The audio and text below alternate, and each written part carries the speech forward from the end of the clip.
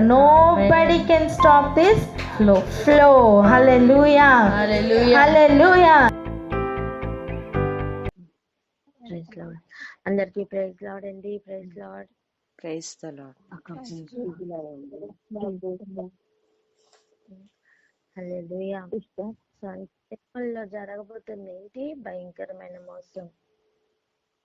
సర్వలోకంలో నేనే క్రీస్తుని మోసపుచ్చుతారు అని యేసు ప్రభువే చెప్పినట్లుగా మనం చూస్తున్నాం. ఆది నుండి జరుగుతున్న మోసమును మనం కనిపెడుతున్నాం. పడగొడుతున్న నక్షత్రం, పడగొడుతున్న వేకువ చుక్క ఎలాంటి తంత్రములను ప్లే చేస్తున్నాడు అనే విషయంని మనం చూసాం. మరి నిలబెడుతున్న వేకువ చుక్క ఎలా వర్క్ చేస్తున్నారు, నిలబెడుతున్న వేకువ చుక్క ఎలా పనిచేస్తున్నారు. అసలు ఈ వేకువ చుక్కలు భూమి పునాదులు వేస్తున్నప్పుడే ఆనంద గానములు చేసాయి తెలుసా. ఒక భూమి తయారవుతున్నప్పుడే వారి యొక్క ఆనందం అక్కడ వ్యక్తపరుస్తున్నారు. ఒక జయ గీతములు పాడారు.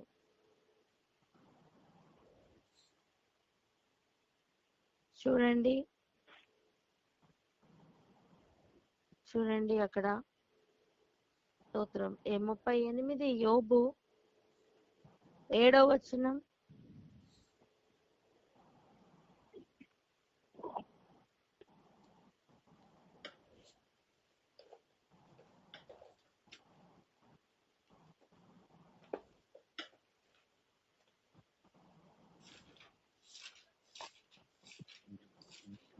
యోబు గ్రంథం 38వ అధ్యాయము 7వ వచనము.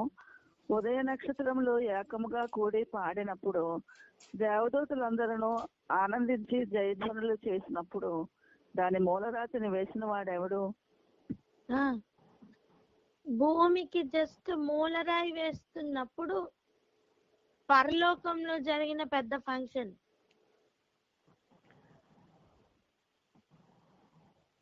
ఆకాశంలో జరుగుతున్న పెద్ద ఫంక్షన్ అండి. ఎప్పుడు? భూమికి మూలరాయి వేస్తున్నప్పుడు.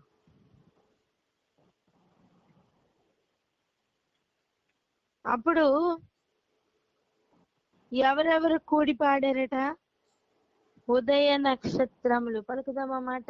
ఉదయ నక్షత్రములు. ఉదయ నక్షత్రములు. ఉదయ నక్షత్రములు. ఉదయ నక్షత్రములు. ఎవరి ఉదయ నక్షత్రములు? ఎంతమంది? ఒక మాట అడగనా? నువ్వెంతో ఇష్టంగా ఇల్లు కట్టుకున్నావు. ఆ ఇంటికి మూలరాయి వేస్తున్నావు. ఇల్లు కట్టాలి అని బ్లూ ప్రింట్ ఉంది, నీకు మొత్తం అన్ని సమకూర్చుకున్నావు, నీకు మూలరాయి వేస్తున్నావు. ఎవరెవరిని పిలుచుకుంటావు? ముఖ్యమైన వారిని పిలుచుకుంటాం, అంతేనా? అవును. అదే గృహ ప్రవేశం అనుకుందాం, అప్పుడు ఎవరిని పిలుస్తాం? మాక్సిమం అందరినీ పిలుస్తాం. ఇప్పుడు మూలరాయి వేస్తున్నప్పుడు అర్థం మేకింగ్, భూమి యొక్క మేకింగ్.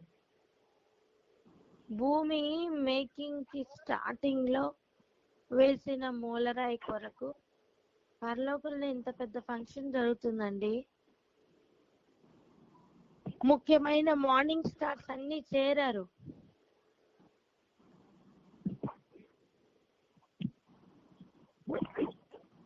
అండ్ ఏం చేస్తున్నారు? దేవదూతలందరూ అట ఆనందించి జయధ్వనులు చేసినప్పుడు. ఏ ధ్వనులు చేసినప్పుడు?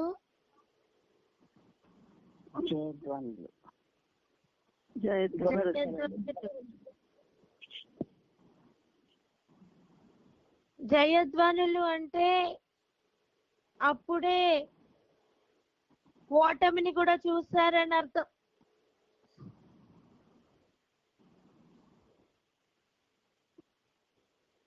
దీర్ఘ దృష్టి వలన ఓడిపోతున్న వాడిని కూడా చూసినప్పుడే కదా జయధ్వని బయటకు వస్తుంది.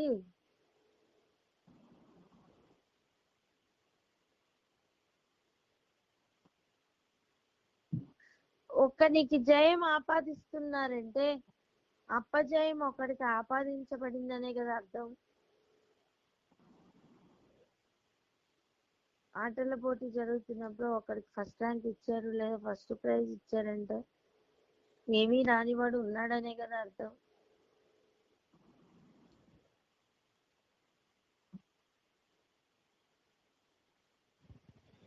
ఆలోచించండి,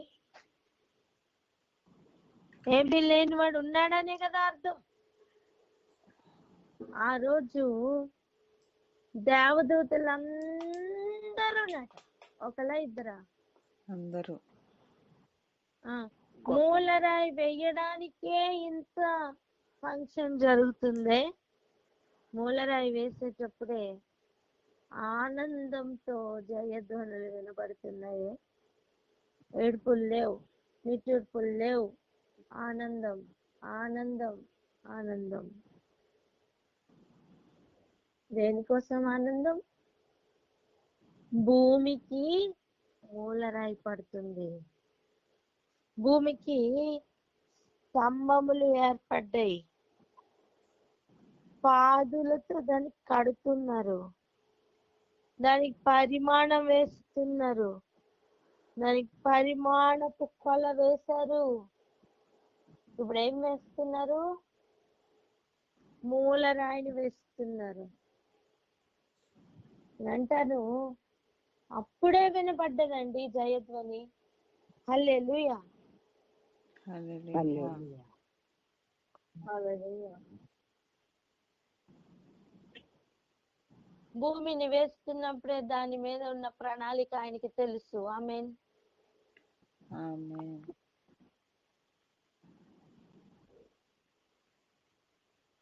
అప్పుడే ఉదయ నక్షత్రములు ఏకముగా కూడి పాడుతున్నారట. ఉదయ నక్షత్రములన్నీ కలిసి ఏకముగా కూడి పాడుతున్నారు. అందులో ఒక నక్షత్రం పడిపోయింది. ఆ నక్షత్రం యొక్క తంత్రంలో ఇప్పుడు మనం చూస్తున్నాం.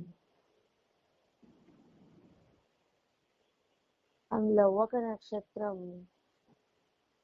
ఇంకా తండ్రి కుడి పార్శ్వమునకు హెచ్చింపబడ్డారు. ఆయన నిలబడ్డారు, తండ్రి కుడి పార్శ్వమున నిలబడ్డారు. ఆ నిలబడిన ఉదయ నక్షత్రం, వేకువ చుక్క, తేజో నక్షత్రం, నిలబడిన నక్షత్రం అనేకులను నిలబెట్టే ఒక గొప్ప ప్రణాళికతో భూమి మీదకి వచ్చారు. హల్లెలూయా.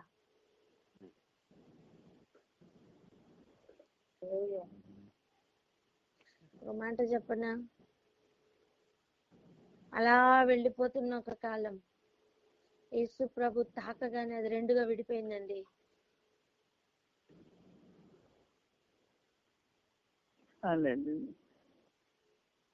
అర్థం కాలేదా? అలా వెళ్ళిపోతున్న కాలం యేసు ప్రభు ఆ కాలంలోకి రాగానే ఆ కాలము రెండుగా విడిపోయింది. ఎలా విడిపోయింది? బిఫోర్ క్రైస్ట్ గా, ఆఫ్టర్ క్రైస్ట్ గా విడిపోలేదా? చెప్పండి. అవును. ఒక వ్యక్తి జీవితంలోకి యేసయ్య వస్తే అలా అయిపోవాలి. హల్లెలూయా. హల్లెలూయా. బిఫోర్ క్రైస్ట్ గా, ఆఫ్టర్ క్రైస్ట్ గా జీవితం మారిపోవాలి. ఒక మాట చెప్పనా? యేసయ్య జీవితంలోకి వచ్చారని పేరు మాత్రం ఉండి అటువంటి అనుభవం లేదా? బిఫోర్ క్రైస్ట్, ఆఫ్టర్ క్రైస్ట్ ఏ అనుభవం లేదా? బిఫోర్ క్రైస్ట్ ఏడ్చిన ఏడుపే ఆఫ్టర్ క్రైస్ట్ కూడా ఉందా? అయితే జీవితంలోకి నిజంగా చేసే రాలేదని అర్థం.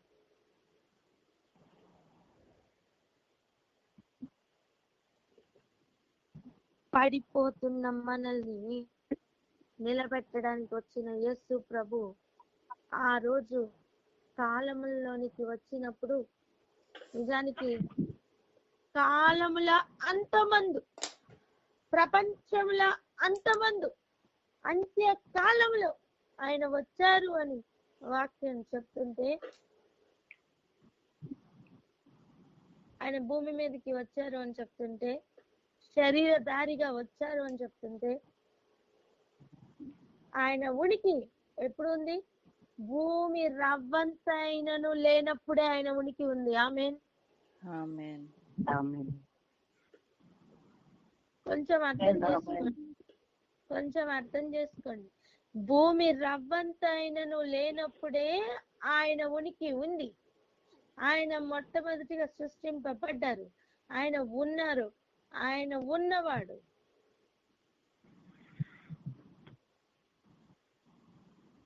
అటువంటి దేవుడు భూమికి మూలరాయి వేస్తున్నప్పుడు ఉదయ నక్షత్రాలుగా ఉన్నారు. మనకు అనిపించచ్చు అసలు యేసు ప్రభు ఎందులో ఉన్నారు అని. అన్నిటిలోనే ఉన్నారు. చెప్పండి, అన్నిటిలోనే ఉన్నారండి. అన్నిటిలోనూ అన్నిట్లోనే ఉన్నారు.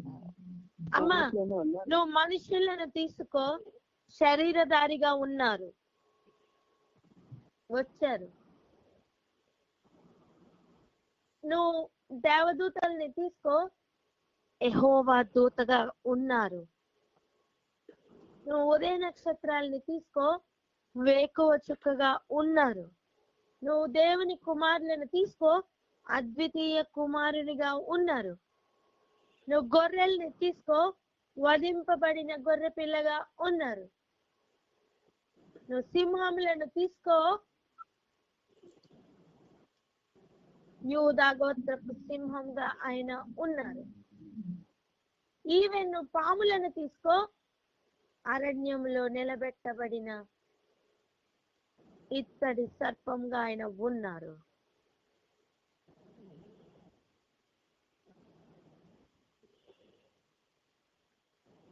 Is there everywhere. చెప్పండి అన్నమాట. Is there everywhere. Hallelujah. Hallelujah. భూమి మీద మూల రాయి పడుతున్నప్పుడే ఆనంద జయధ్వనులు వినబడ్డాయి. ఆమేన్. ఆమేన్.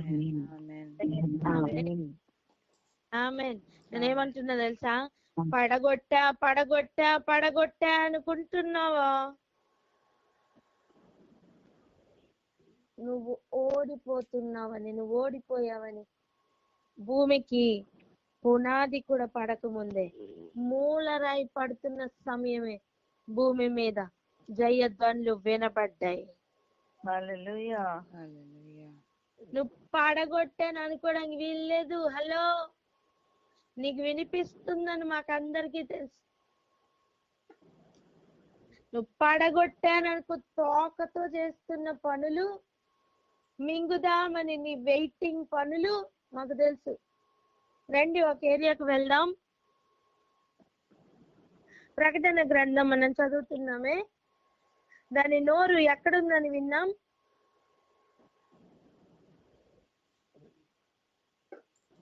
ప్రకటన గ్రంథం 12వ అధ్యాయం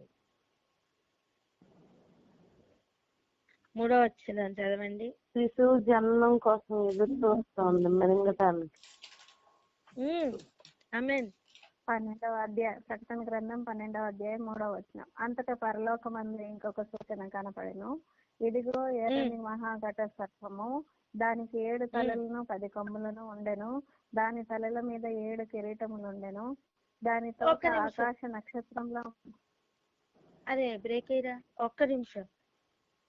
అక్కడ చూడండి, ఎర్రని మహాఘట సర్పం అట.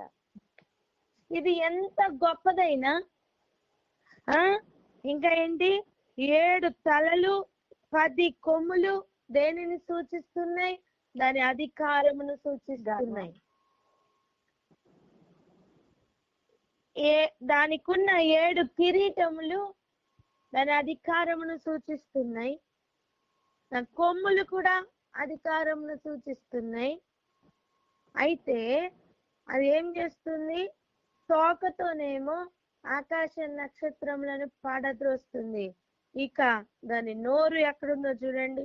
కననై ఉన్న ఆ స్త్రీ కనగానే ఆమె శిశువును మింగివేయాలని. ఎవరిని?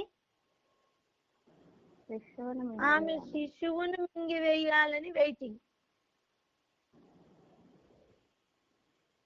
ఇదే తంత్రం మనకి ఐగుప్తు దేశంలో కనిపిస్తుంది.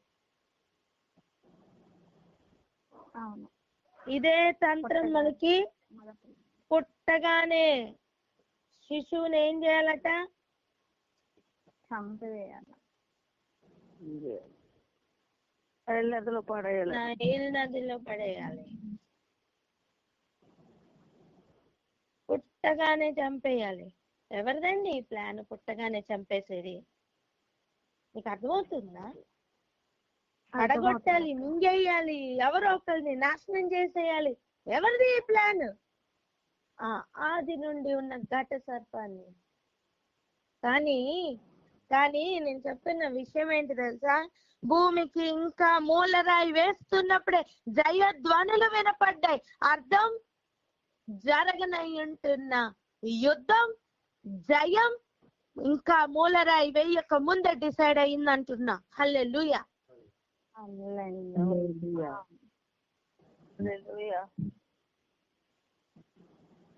చూడండి ఒకసారి నిర్గమకాండం 1వ అధ్యాయం 16వ వచనం చదవండి.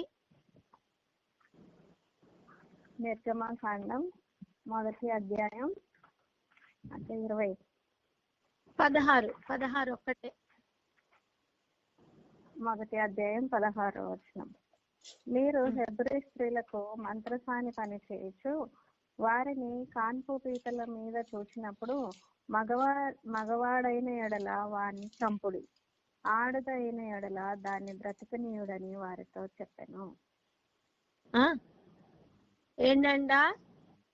మీరు కాన్పు పెట్టి మీద వారిని చూసినప్పుడు, ఒక బిడ్డ డెలివరీ అవుతున్నప్పుడు నువ్వు పక్కనే ఉంటావు కదా అసిస్టెంట్ లాగా.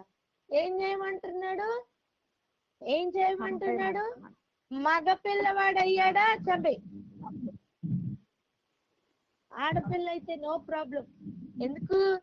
ఆల్రెడీ మన మాటే వింటున్న అనుభవం. హలో, అర్థమవుతుందా? ఆడపిల్ల అయితే పడగొట్టడం చాలా ఈజీ. ఆల్రెడీ మన వశంలోనే ఉంది. దాని చెవులు ఎప్పుడు మన మాటే వింటాయి కదా. వాళ్ళ మాటలు నేను చెప్తుంది అర్థమవుతుందా? మగ్గ శిశువా చంపే.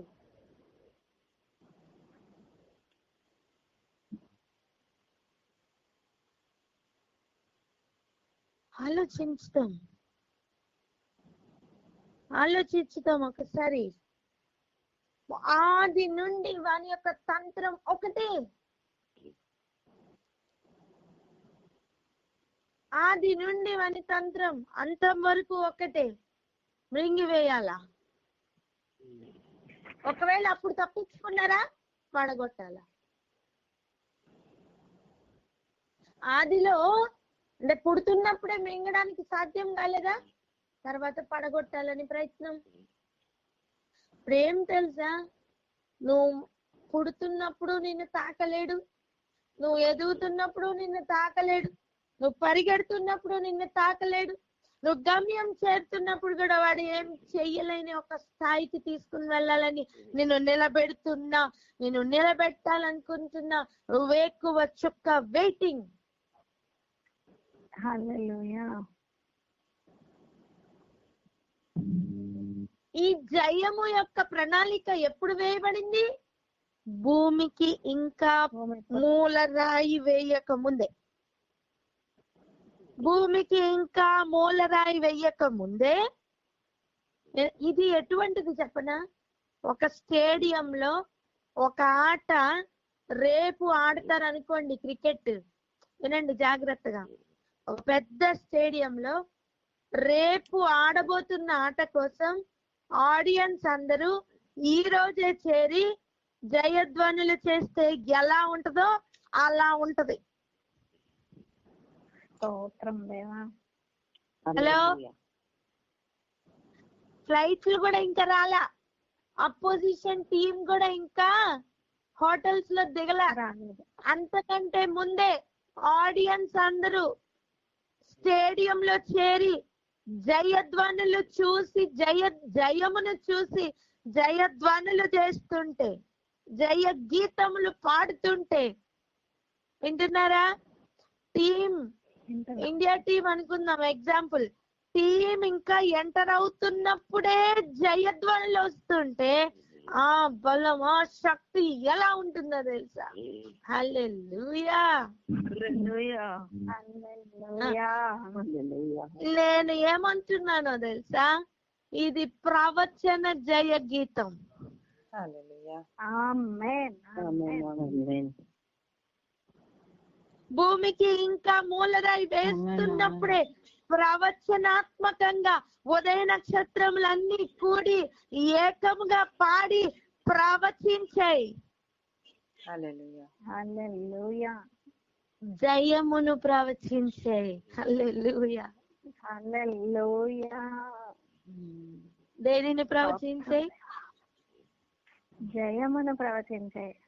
ఆ నోట్లో ఎప్పుడు చూసిన అపజయ ప్రవచనాలేనా? కొంచెం జీవితం మార్చుకోవచ్చు కదా. స్తోత్రం దేవా. ఆ నోట్లో ఎప్పుడు చూసినా పడగొట్టే మాటలేనా? కొంచెం బ్రతుకు మార్చుకోవచ్చు కదా. వెళ్ళి చూడు, ఈ భూమి రవ్వంతైనా సరే రాకముందు ఏం జరిగిందో. స్తోత్రం దేవా. నువ్వు నిలబెట్టుతున్న వాని బ్యాచా, పడగొట్టుతున్న వాని బ్యాచ్వా? ఏ గుంపులో ఉన్నావు? ఎందుకు ఆ నోటిని అంత పాడు చేసుకుంటున్నావు? ఆ నోట్లో నుంచి ఏమొస్తున్నాయి మాటలు? జయ గీతములు పాడలేవా?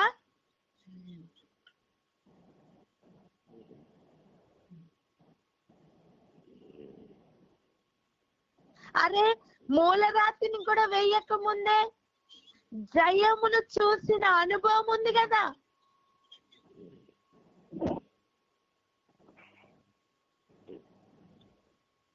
స్టేడియంలోకి ఇంకా ఆటగాడు రాకముందే జయధ్వనులు వినిపిస్తున్నాయి తెలుసా నీకు?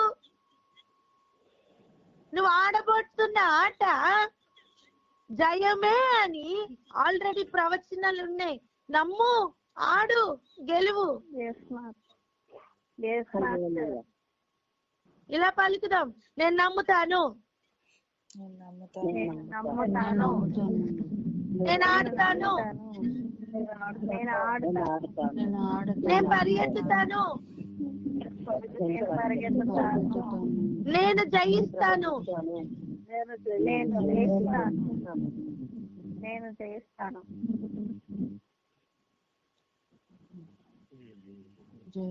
ప్రకటన గ్రంథం 4వ అధ్యాయం 21వ వచనం. ప్రకటన గ్రంథం 4వ అధ్యాయం 20వ వచనం. 21వ వచనం. 21వ 4వ అధ్యాయం అక్క. సారీ రా, 3:21. 3:21. నేను జయించి నా తండ్రితో కూడా ఆయన సింహాసనమందు కూర్చుండిన ప్రకారం జయించు వారిని నాతో కూడా నా సింహాసనమందు కూర్చుండనిచ్చెదను.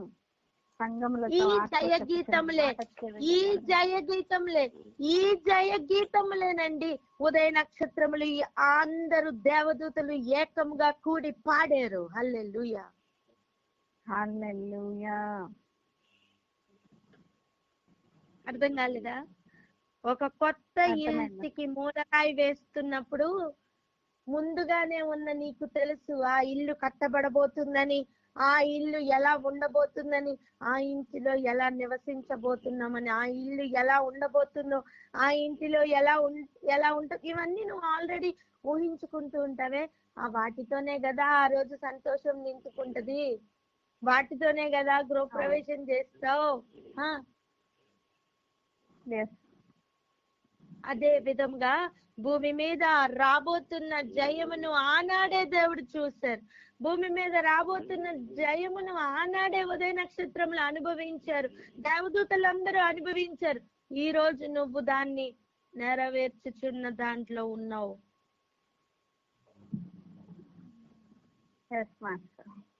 యేసు ప్రభు చెప్తున్నమాట, నేను జయించి తండ్రి దగ్గర ఎలా కూర్చున్నాను, తండ్రితో కూడా ఆయన సింహాసనమందు కూర్చుని ఉన్న ప్రకారము మీరును ఏం చేయాలట? జయించు వాణిని నాతో కూడా సింహాసనమందు కూర్చుండా నిచ్చెదను. జయించు వాణిని కూర్చుండనిస్తాను, జయించు వాణిని కూర్చుండనిస్తాను. తోకతో పడిపోయిన వాణిని, మింగివేయబడిన వాణ్ణి కాదండి. వాడు ప్రయత్నం చేస్తాడు కానీ వాడు ఏమీ చెయ్యలేడు. దేవుడు చెప్తున్న లెవెల్ అదే. నిన్ను చంపుతారు కానీ నీ తల వెంట్రుకలలో ఒక్కటైనాను నశింపదు. హల్లెలూయా. వాడు చూపిస్తున్న నాశనమే కాదు. నేను అంటాను, వాడు చూపిస్తున్న ఆశీర్వాదం కూడా ఆశీర్వాదమే కాదు. హల్లెలూయా.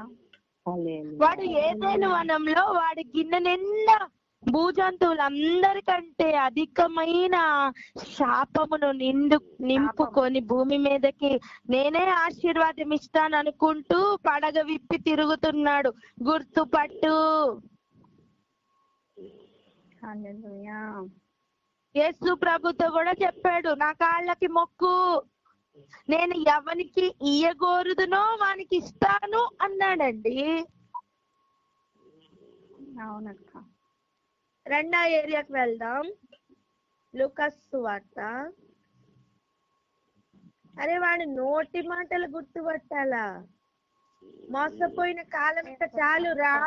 రండి బయటికి, వద్దాం బయటికి, గెలుద్దాం, జయిద్దాం. లూకాసు వార్త 4వ అధ్యాయం. లూకాసు వార్త 4వ అధ్యాయం చూడండి, 6వ వచనం. లూకాసు వార్త 4వ అధ్యాయం 6వ వచనం. ఈ అధికారమంతయు ఈ రాజ్యముల మహిమయు నీకిత్తును, అది నాకు అప్పగింపబడి ఉన్నది. అది ఎవనికి నేను ఇయ్యగోరుదునో వానికి ఇత్తును. నేను ఎవరికి ఇవ్వాలనుకుంటే వానికి ఇస్తా. ఏంటి ఇస్తా? ఈ అధికారం. ఏ అధికారం? 10 కొమ్ముల అధికారం, 7 కిరీటముల అధికారం. ఏ అధికారం? 10 కొమ్ముల అధికారం, 7 కిరీటముల అధికారం. ఈ రాజ్యముల మహిమ అన్నిటినీ కూడా నేను ఎవనికి ఇయ్యగోరుదునో వానికి ఇచ్చేదను. మాకు వద్దు. అది హల్లెలూయా. నువ్వు వద్దు, నీ కిరీటము వద్దు, నువ్వు వద్దు, నీ కిరీటము వద్దు, నీ కొమ్ము వద్దు, నీ అధికారము వద్దు. చెప్పండి, నీ కొమ్ము వద్దు, నీ అధికారం వద్దు. నీ అధికారం వద్దు, నీ కొమ్ము వద్దు, నీ అధికారం వద్దు. నువ్వు వద్దు, నీ కిరీటం వద్దు, నీ కొమ్ము వద్దు, నీ అధికారం వద్దు. హల్లెలూయా. ఇలా గనక తయారైతే ఆ రోజు జయధ్వనులు వినపడ్డాయే. ఛాలెంజింగ్ గా చెప్తున్నాను, ఆ రోజు వినపడిన రికార్డ్ ఈ రోజుకి కూడా నీకు వినిపిస్తుంది. ఆమేన్. ఇంటి గృహప్రవేశం అయిపోయిన తర్వాత ఇంట్లో నివసిస్తున్నప్పుడు నువ్వు టీవీలో పెట్టుకుని గృహప్రవేశం ఎలా అయింది, మూలరాయి ఎలా అయింది వీడియోలు వేసుకోవా? కనీసం ఫోటోలన్నా చూడవా? చూస్తాము. మనిషికి అది సాధ్యమైతే దేవునికి అది సాధ్యం కాదా? సమస్తము సాధ్యమే. ఇంకొక మాట అడగనివ్వండి. ఈ రోజు ఆట ఆడబోతుంటే లేదా రేపు ఆట ఆడబోతుంటే ఈ రోజే స్టేడియం మొత్తం జయధ్వనులు వినిపిస్తున్నాయి కదా, మరి ఆట ఆడుతున్నప్పుడు ఆ జయధ్వనులు ఇంకా ఎక్కువతే తక్కువతాయా?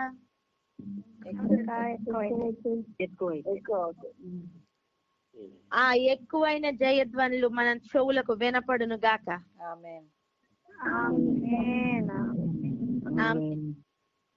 ఇప్పటి వరకు దుష్టుని యొక్క స్వరమే వినపడిందేమో, ఇదిగో ఆ ఎక్కువ అవుతున్న జయధ్వనులు చెవులలో పడి నిన్ను ఇంకా ఇంకా ఇంకా ప్రోత్సాహపరిచి, నిన్ను ఇంకా ఇంకా ఇంకా ధైర్యపరిచి ముందుకు పరిగెత్తినట్లుగా జయము మీద జయం, జయము మీద జయం, మహిమ మీద మహిమ పొందుకొనున్నట్లుగా సహాయపడును గాక.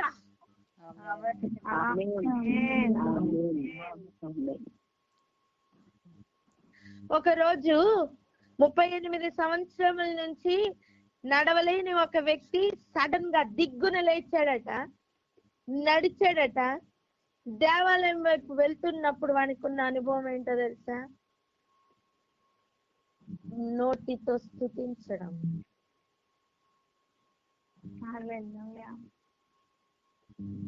చూడండి అపోస్తల కార్యాలు 3వ అధ్యాయం 8వ వచనం. అపోస్తల కార్యాలు 3వ అధ్యాయం స్తోత్రం 8వ వచనం. హల్లెలూయా హల్లెలూయా స్తోత్రం.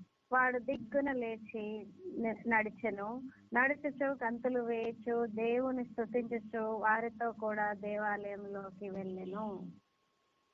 స్తోత్రం. ఏమంటున్నా తెలుసా? కాళ్ళు సడలింపబడి కాళ్ళు బాగుపడి ఇక ముందుకు వెళ్తున్నప్పుడు, దేవాలయం లోపలికి వెళ్తున్నప్పుడు ఒక స్తుతి నోట్లోంచి వచ్చిందే. ఇప్పుడు అదే వ్యక్తి గనక ఈ జయధ్వనులు విన్నాడు అనుకోండి, ఆ స్తుతి ఏ లెవెల్లో ఉంటుందో తెలుసా? వేరే లెవెల్లో ఉంటదండి. హల్లెలూయా హల్లెలూయా హల్లెలూయా. ఈ రోజు నువ్వు కేవలం స్తుతిస్తావేమో, ఒక్కసారి దీని మూలరాయి కూడా వేసేటప్పటి నుంచి స్టార్ట్ అయిన స్తుతి జయధ్వనులు ఎలా ఉన్నాయో ఆలోచించు. స్తుతి నువ్వు అనుభవించిన దాన్ని బట్టి చేస్తున్నావేమో, నువ్వు విన్నదాన్ని బట్టి చేస్తున్నావేమో, కానీ నువ్వు చూసిన దాన్ని బట్టి స్తుతిస్తున్నావు అనుకో, అది జయధ్వని నానా. హల్లెలూయా హల్లెలూయా నువ్వు నిరీక్షిస్తున్న దాన్ని బట్టి ఆనందించావనుకో, అది జయధ్వని నానా. నువ్వు విశ్వాసంతో వేస్తున్న అడుగుల యొక్క చప్పుడు ఈ భూమిని వణికిస్తుంది తెలుసా? హల్లెలూయా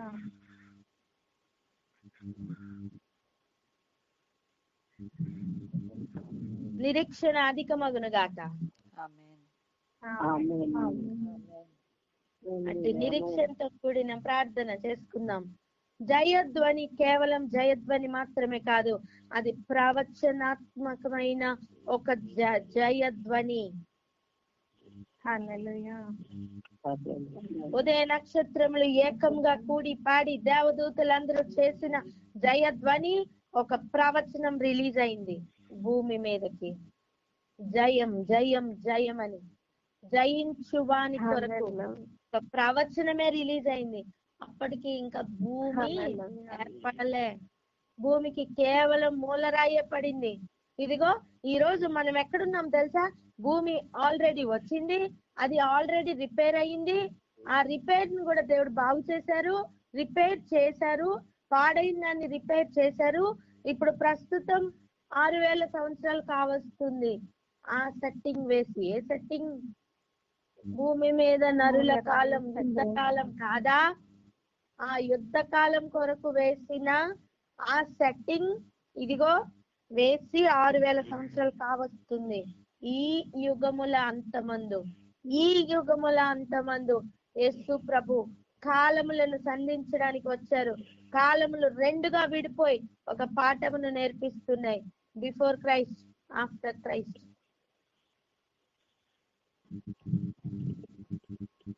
ఇంతవరకు అపజయమే చూసావేమో, ఇక జయించబోతున్నామని నమ్మి జయధ్వనులతో ఈరోజు నీ స్థుతి కేవలం స్థుతి కాదు, ఇక జయస్థుతి. చెప్పండి,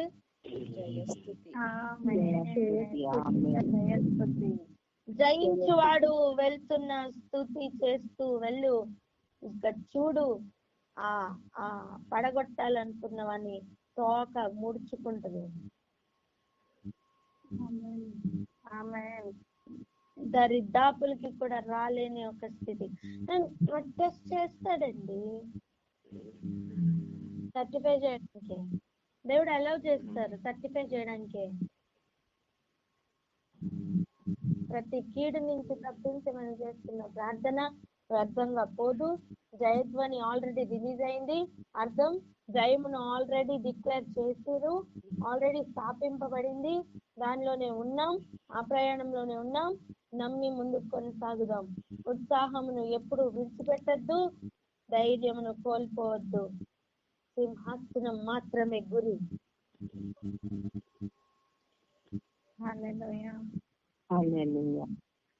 నేను ఈ మాట మాట్లాడితే యేసు ప్రభుని నేను అవమానిస్తానేమో, నన్ను నిలబెడుతున్న వాణిని నేను గౌరవిస్తున్నానా, ప్రేమిస్తున్నానా? నన్ను నిలబెడుతున్న వాని పేరు నేను నిలబెడుతున్నానా? ఈ ప్రశ్నలతో మాత్రమే ఒక్కొక్క అడుగు ఆచి తూచి వేద్దామా?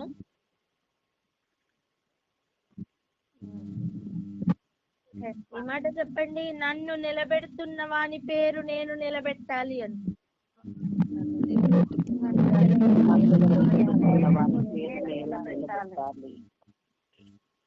ప్రార్థన చేసుకుందాం అక్క.